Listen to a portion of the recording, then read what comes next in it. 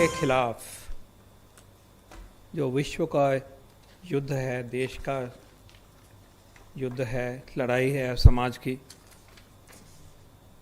उसमें अंतिम लड़ाई जो जीती जाएगी वो साइंस और टेक्नोलॉजी के माध्यम से जीती जाएगी।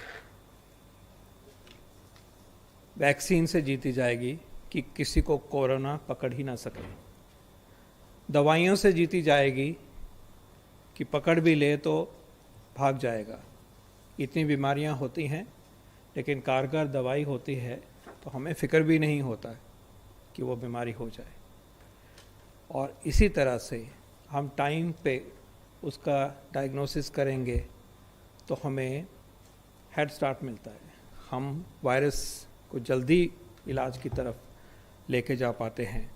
साइंस एंड टेक्नोलॉजी एक फाइनल फ्रंटियर है इस लड़ाई में, और हमें बहुत गर्व होगा। हम सब जानते हैं कि हमारे देश का जो साइंस एंड टेक्नोलॉजी का बेस है, हमारी फार्मा इंडस्ट्री है। हमारा इंडस्ट्री साइंस एंड टेक्नोलॉजी का वाइडर इंडस्ट्री है, फार्मा के भी अलावा। ये दोनों डायमेंशंस बहुत ही स्ट्रॉन्ग है। हमारी इंस्टीट्यूशंस साइंस की, टेक्नोलॉजी की, हमारे IITs, हमारे इंडियन इंस्टीट्यूट्स ऑफ साइंस, हमारे नाइपर्स, हमारे आइसर्स, हमारे all India institute of medical sciences, PGI, CSIR institutions, DST institution, DRDO institutions, agriculture institutions, space, atomic energy. हमारा इतना बेस इस देश ने लिमिटेड रिसोर्सेज के बावजूद भी पैदा किया है। और बहुत खुशी से कहना चाहूँगा कि वो सारा तंत्र इस लड़ाई में लगा हुआ है। DBT, डिपार्टमेंट ऑफ बायोटेक्नोलॉजी, मैं कहना भूल गया, लेकिन वो तो बिल्कुल ही फोरफ्रंट पे हैं। हम उनकी आज सुनेंगे चर्चा। सारा तंत्र जुड़ गया है। Indian council of medical research, DBT forefront पे हैं। हमारी इंस्टीट्यूशंस, हमारी इंडस्ट्री फोरफ्रंट पे है। और ये जो इतनी व्यवस्था बनी है, वो पूरी जुड़ के इस लड़ाई में हमारे देश को कोरोना से बचाने के लिए और कोरोना को दूर करने के लिए पूरी तरह से सम्मिलित है। भारत की फार्मा इंडस्ट्री को फार्मेसी ऑफ द वर्ल्ड कहा जाता है। हमारी दवाइयाँ से ही बहुत सारी बीमारियों का इलाज, चाहे वो HIV की बात है, चाहे TB की बात है, चाहे वैक्सीन्स की बात है जो बच्चों को लगते हैं, बहुत बहुत मात्रा में ये हमारे देश के ही बने हुए वैक्सीन्स और दवाइयाँ सारे विश्व में जाती हैं और सारे विश्व में जानें बचाती हैं, स्वास्थ्य प्रदान करती हैं। और सारा विश्व आज देख रहा है कि दवाइयाँ जब बने, नई बने, पुरानी दवाइयों को रीपर्पस करके हम इस्तेमाल करें और वैक्सीन बने, तो ये एक पक्की बात है कि उसका बहुत सारा मैन्युफैक्चरिंग, डोमिनेंट मैन्युफैक्चरिंग हमारे देश में होगा।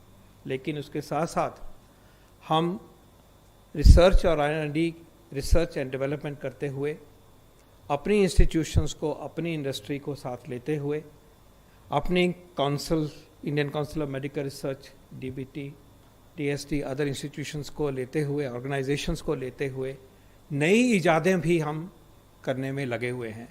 और आज हम इसी कहानी को, इसी अचीवमेंट को, इसी जर्नी को अच्छी तरह से सुनेंगे।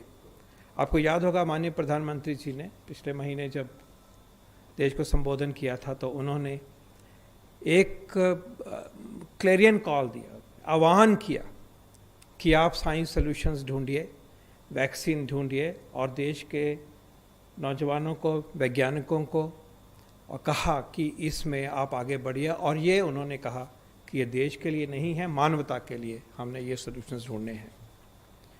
तो दुनिया भी देख रही है, हमारा देश भी देख रहा है।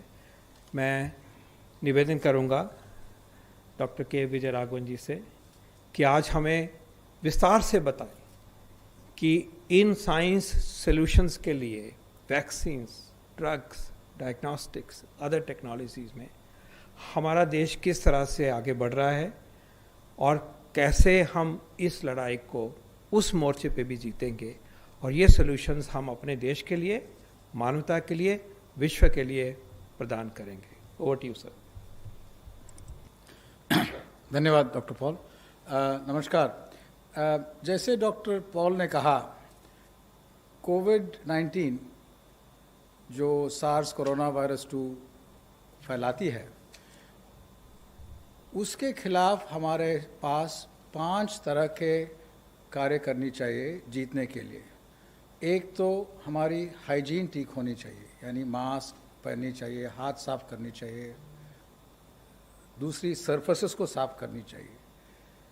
तीसरी, फिजिकल डिस्टेंसिंग मीट करनी चाहिए। ये तीनों आसान लगते हैं, लेकिन जैसे लॉकडाउन निकलती है वो करना मुश्किल है, और उसके लिए साइंस एंड टेक्नोलॉजी से तरह तरह के सॉल्यूशंस निकालनी चाहिए। चौथे और पांचवे ट्रैकिंग और टेस्टिंग है। ये 5 हमारे हाथ में, हमारे सोसाइटी के हाथ में अभी भी हैं, जब हम वेट करते हैं वैक्सीन और ड्रग्स के लिए। वैक्सीन और ड्रग्स के साथ हम वायरस को और तेज़ी से अटैक कर सकते हैं डायरेक्टली, लेकिन हमें पहले समझना पड़ेगा वैक्सीन्स कैसे एक्ट करते हैं और कितना समय लगता है, और बनने के बाद कैसा डिस्ट्रीब्यूट होता है। वैक्सीन्स एक तरह है कि वो जिस तरह से वायरस हमारे अंदर आके हमारे एंटीबॉडी रिस्पॉन्स उसके खिलाफ लड़ती है, लेकिन रोग इसीलिए फैलती है, the disease spreads because the antibody, the immune response takes a little longer and the virus by the time overwhelms us. With the vaccine के साथ हम जब वायरस आती है तब हम तैयार हो सकते हैं हमारे इम्यून रिस्पॉन्स के साथ। उसके लिए हमें इंजेक्ट करना पड़ता है कुछ वायरस जैसे ही प्रोटीन या पार्टिकल इंजेक्ट करना पड़ता है, ताकि हमारा इम्यून सिस्टम तैयार हो। लेकिन एक चीज़ याद रखिए, वैक्सीन हम नॉर्मल लोग को देते हैं, बीमार या almost in very late stage लोगों को नहीं देते, साधारण पॉपुलेशन को देते हैं। इसलिए वैक्सीन का क्वालिटी, सेफ्टी बहुत ज़रूरी है कि पूरी टेस्ट हो। साधारणतः vaccine 10 to 15 years it takes, और कॉस्ट होती है $200 या $300 मिलियन। अब हमारी कोशिश है कि जो 10 साल लगती है उसको 1 साल में करना चाहते हैं। अगर 1 साल में करना चाहते हैं तब हमें पैरेलल प्रोसेसिंग करनी पड़ेगी। Instead of working on one vaccine and seeing whether it works over a 10-year period and investing on that, we have to invest on 100 vaccines. The world is investing on more than 100 vaccines at the same time. Simultaneously, we have to go fast on the regulatory process without compromising quality. And we have to have manufacturing capabilities expanded while not compromising on our standard immunization program. And then we have to have distribution systems ready even after all this is done. This, instead of costing now $200 to $300 million, will cost you $2 to $3 billion. ये दुनिया अभी कर रही है, और जैसे doctor Paul ने बताया, हमारी वैक्सीन मैन्युफैक्चरिंग दुनिया में इट इज़ टॉप क्लास। हर बच्चा दुनिया में जिसको 3 वैक्सीन मिलती है स्टैंडर्ड इम्यूनाइजेशन में, उसमें से 2 हिंदुस्तान में बनती है। So Indian manufacturing is very very good. Similarly, for generics, which we'll come to later, for drugs, India is one of the world's largest generics provider. So that is in terms of a manufacturing capability. But what has happened amazingly now is, over the last few years, because of multiple kinds of investment, our vaccine companies are not only into manufacturing, but they are also into vaccine development and R&D for vaccines. So they're trying to be amongst the best in the world to do this. And this is a big challenge because there are all sorts of investments and time which takes to become globally competitive and effective.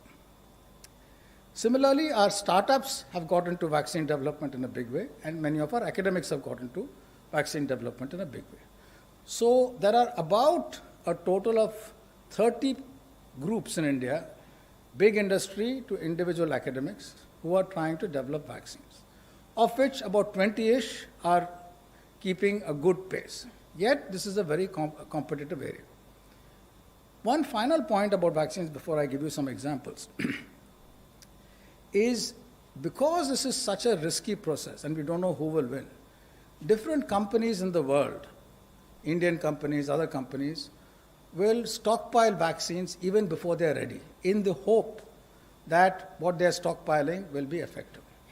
But ये मालूम नहीं है कि वो effective होगी कि नहीं. अगर मान लो इफेक्टिव नहीं है तो पूरा स्टॉक पाइल वेस्ट हो जाती है. इसीलिए ग्लोबल कंसोर्शियम्स आते हैं जिससे आप स्टॉक पाइल करना चाहते हैं, लेकिन आपको अगर आपका वैक्सीन वेस्ट हो जाती है तो किसी और का वैक्सीन हमारे यहाँ आ जाएगी. In other words there has to be equity of access and risk mitigation also done. This is again global consortia in which India is a part also done.